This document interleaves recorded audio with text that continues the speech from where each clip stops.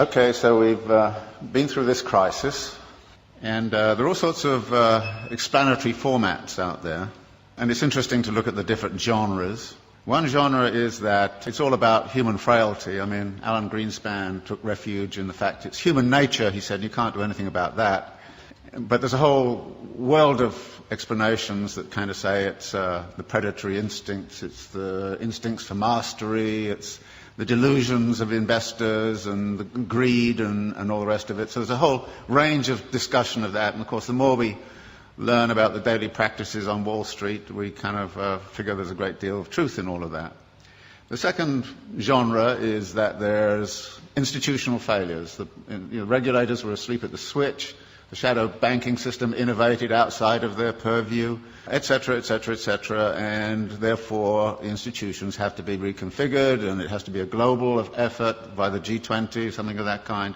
So we look at the institutional level and say that has failed and that has to be reconfigured. The third genre is to say everybody was obsessed with a false theory. They read too much Hayek and believed in the efficiency of markets, and it's time we actually got back to something like Keynes, or we took seriously Hyman Minsky's theory about the inherent instability of financial activities. The next genre is that it has cultural origins. Now, we don't hear that much in the United States, but if you were in Germany and France, many people there would kind of say this is an Anglo-Saxon disease. And it's nothing to do with us. I happened to be in Brazil when it was going on, and Lula was kind of saying, well, first off he was saying, oh, thank God the United States has been disciplined by the equivalent of the IMF. We've been through it 8 times in the last 25 years, and now it's their turn. Fantastic, said Lula, and all the Latin Americans I knew, until it hit them, which it does. And then they kind of changed their tune a little bit. So there's a kind of a way of which it became cultural. And you can see that by the way in which this whole Greek thing is being handled. The way the German press is saying, well, it's the Greek character, it's defects in the Greek character. And there's a lot of rather nasty stuff going on around that. But actually there are some cultural features which have led into it. For instance, the US fascination with home ownership, which is supposedly a deep cultural value. So 67, 68% of US households are homeowners. It's only 22% in Switzerland. Of course, it's a cultural value in the United States that's been supported by the mortgage interest tax deduction, which is a huge subsidy. It's been promoted since the 1930s. Very explicitly in the 1930s, it was built up because the theory was that debt-encumbered homeowners don't go on strike.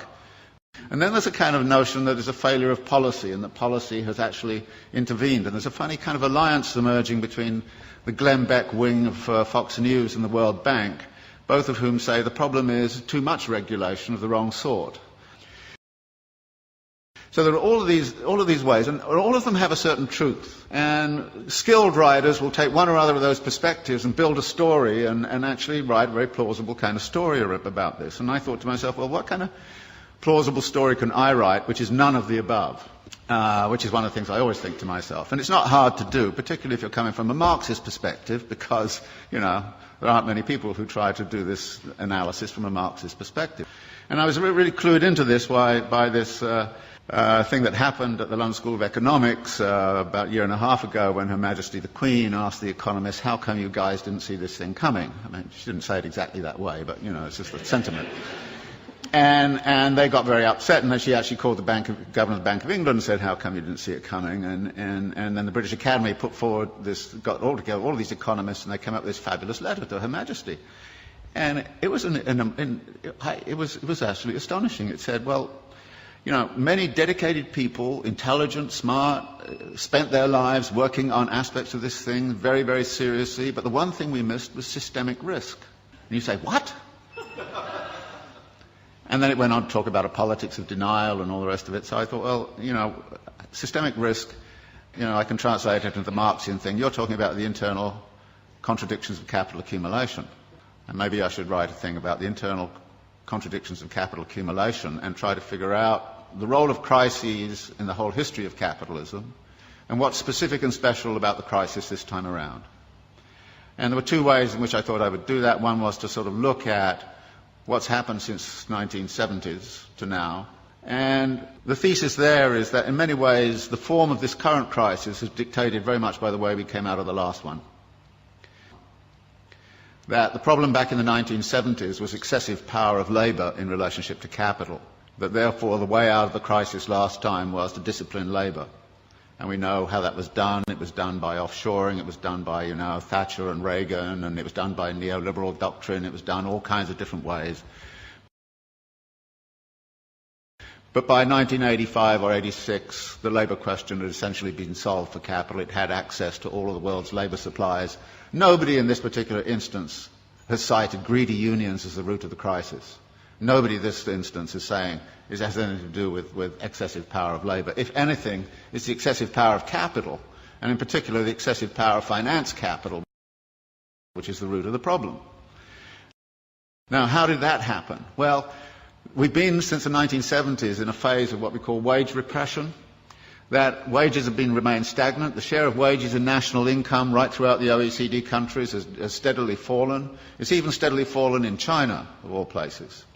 So that there are less and less being paid out in wages. Well, wages turn out to be also the money which buys goods. So if you diminish wages, then you've got a problem with where's your demand going to come from? And the answer was, well, get out your credit cards. We'll give everybody credit cards.